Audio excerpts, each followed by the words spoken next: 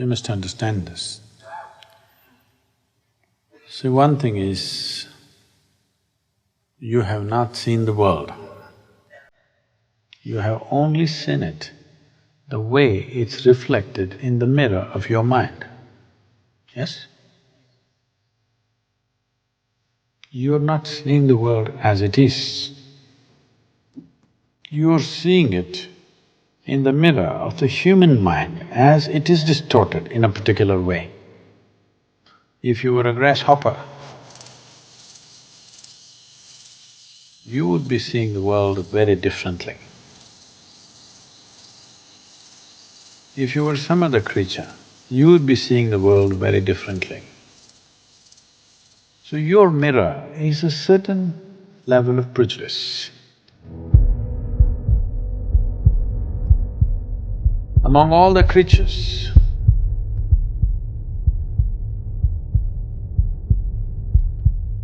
what evolution means is, on one level, your mirror is fairly more plain compared to the mirrors that other creatures hold in their mind.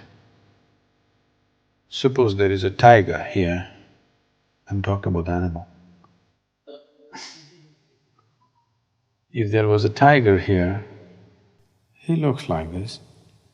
Dinner, breakfast, lunch.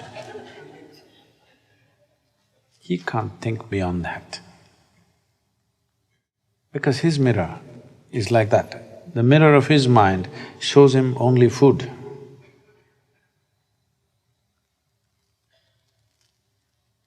Compared to other creatures, a human being has a better leveled out mirror, but it can get distorted depending upon the varieties of identifications and prejudices we gather with life. If you're very strongly identified with something, then you don't see things as they are. Everything gets distorted in your mind. But if we work upon it, if we polish our mind sufficiently, it could become a plain mirror where it shows everything as it is. But still, a mirror doesn't really capture anything. If you see an old mirror which is 500 years old or 200 years old, whatever, maybe 1,000,000 different faces might have been reflected in that mirror, but not a trace of any of those faces remain in the mirror. Because a mirror just reflects. Similarly, your mind just reflects what the five sense organs are grasping right now. It reflects everything, not necessarily the way it is, but it reflects everything except you. You can never come in front of the mirror because you're always behind the mirror. You can never come in the front face of the mirror, you're only in the rear side of the mirror. So what this means is, you never experience the world the way it is, nor did you ever get to experience who is behind the mirror. Entire life goes just seeing many images that come in the mirror which don't leave a trace on it.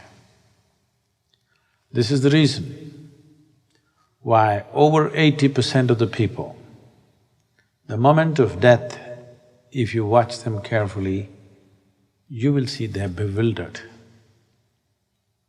Because only when it begins, when that moment comes when it's going to be ending the way you know it, suddenly you realize you never lived it. You never got started, already these guys are saying it's over.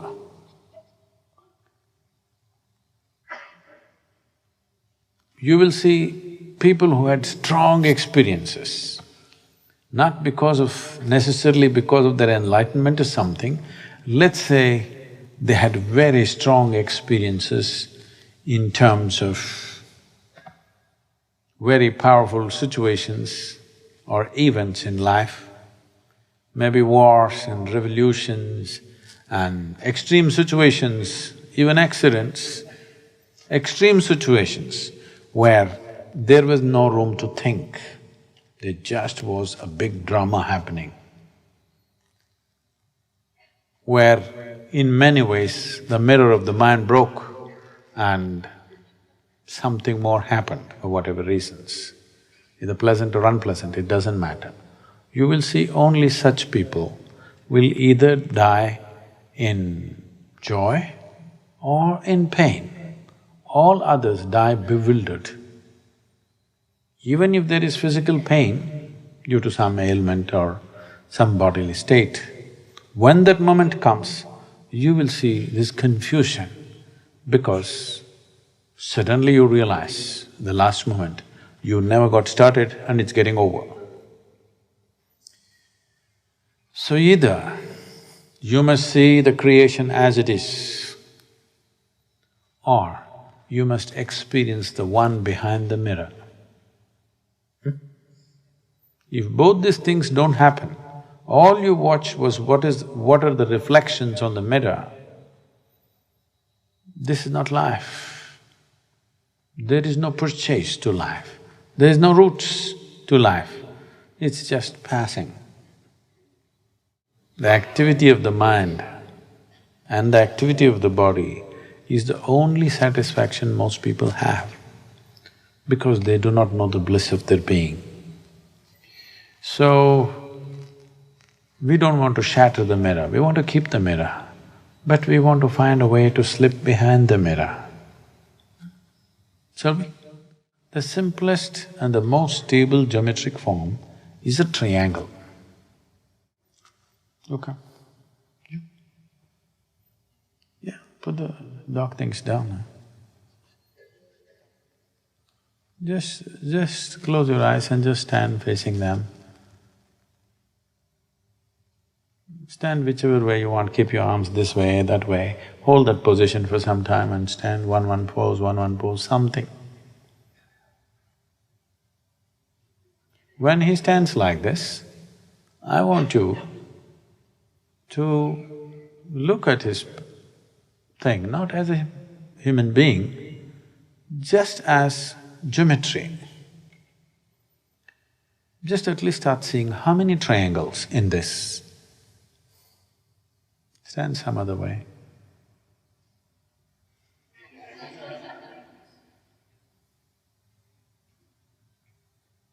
Some other way.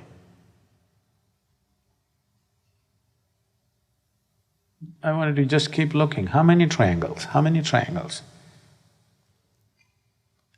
This simple form of a man standing, how many triangles can you break it into?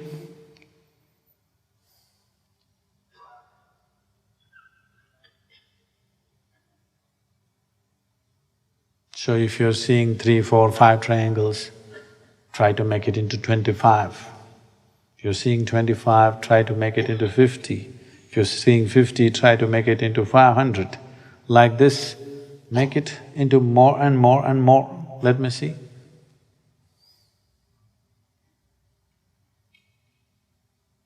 Stand some other way.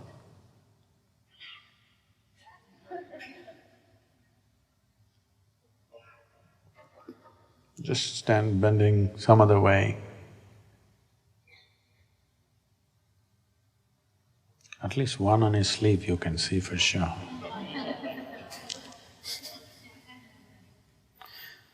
Okay. Now,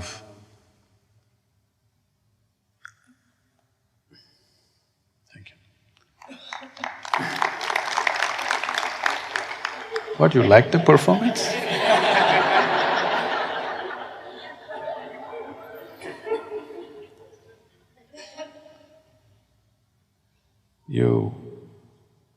You must understand that the most fundamental form of geometry is a triangle. and it's the most stable form. All chakras are triangles. Everything, inside everything, fundamentally you can break it down into a triangle, every shape and every form. The more distinctly you can cover a certain space, when you see this body, if you can fill every millimeter with a triangle, you're beginning to understand the geometry of that particular form.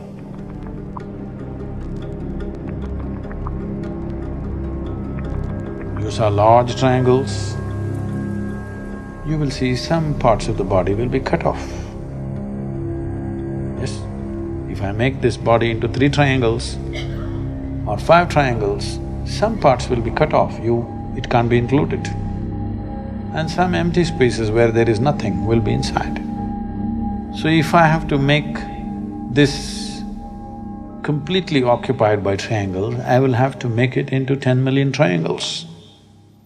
It will need that much attention to be able to break this into millions of triangles. If you break it down like this one need not do as technically as I'm saying, but in some way, only if this happens, will you have a vivid imagination that when you imagine something, it's as real as real. This you're doing better when you're asleep than when you're awake. If you see a flower or a man or a woman or an elephant or a rhinoceros, you see it very clearly in your dream, isn't it? So you're doing better asleep than awake. That's not good. If you drive better when you're sleeping, you're a bad driver. Yes.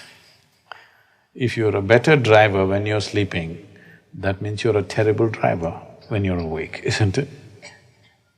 That's what is happening right now. In sleep, you're able to imagine something very clearly. Geometrically, you've gotten it all right, yes or no? If you see this person in your dream, she's just the way she is. Sometimes, if you don't like her, she is becoming like this. If you like her very much, she is becoming nice, more nice than she is. That little exaggeration is there, but there's no geometrical struggle, yes? She doesn't lose her form like this. Right now, if you try to imagine, she loses form. You can't hold the form. That means you're driving better in sleep. Not a good thing, isn't it? This will take a certain amount of exercising the mind.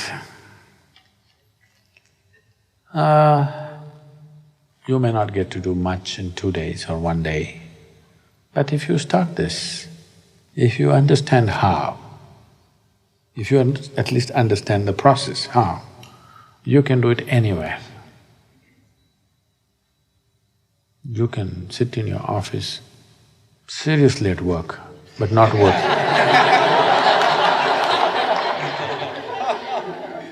Not working. If you're sitting somewhere, anything, now you see this vessel, you can geometrically break it down into 1,000,000 pieces and put it back. If you exercise your mind like this, it'll become in such a way that you can make it do what you want. Don't get hasty and start asking for this, that, everything. Unfortunately, it may happen, but you will mess yourself up very badly. So, this is not about creating what you want. This is not about having. This is towards being. Can you maintain this discipline?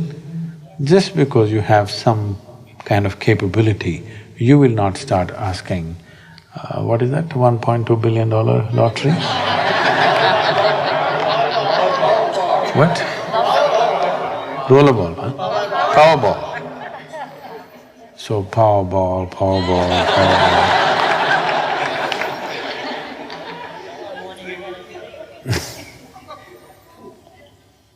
Powerball may happen, but it may roll over you and go away. I'm saying this is not for that kind of purpose. This is to have mastery over the mind so that it will allow you to go behind it, so that you don't spend your entire life just looking at the reflections on the mirror of your mind. You begin to taste life for what it is. Well, we are doing practices already. Shambhavi is a simple and beautiful way to do it.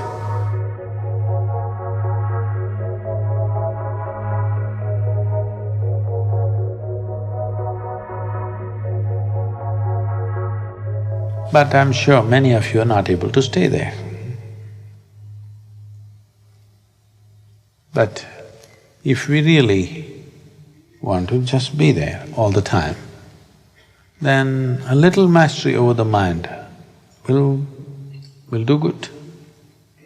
But the moment you have little capability, if you think you want to heal people, your friend has cancer, I will undo the cancer and put it back. You may be able to, but you will be a disaster for yourself and for the world, because this is not to be used like that. This is not in that direction at all. This is just to give you an access to something more than your mind in your life. Right now, it's all this bloody stupid mind, that's all you have experiencing, thought and emotion, thought and emotion, thought and emotion. These are just images on the mirror, has no significance, has no depth, it's two-dimensional, just a reflection. Entire life is going, seeing the reflections of life. Not good way to spend life, isn't it? So, this is not another trick that you exercise in the world. This is something that you do within yourself so that you are able to slip behind the mind. You have enough mastery over the thing. If you focus, it'll open up holes and one can go. Well, those of you who have easier way to do, you must be popping some pills and stuff to do it. It may happen. That's the biggest problem. It may happen sometimes, but then you can't fix the hole in your mind after that. That's the only problem. Here it's not like that. You become so fine, you pass through the mind, even the mind doesn't know you pass through. To keep it so subtle, it needs lots of work. I started very early. I started when I was 3.5, 4 years of age. Took hours and hours and hours of focus. I don't know how much your life is worth. Pay that much attention. If you think it's worth 1 minute, 1 minute. If you think it's 1 hour, 1 hour. If you think it's worth 24 hours, 24 hours, whatever you'll see. One who is only watching the reflections of his mind, nothing will change. Punarapi jananam, punarapi maranam. Endless cycles will go on, but nothing will change, because nothing changes on the mirror. Whose face is being reflected right now will not change the quality of the mirror in any way. Who is behind the mirror? If we know who is behind the mirror, then we can change everything. Then we can even make the mirror turn around and turn inward completely.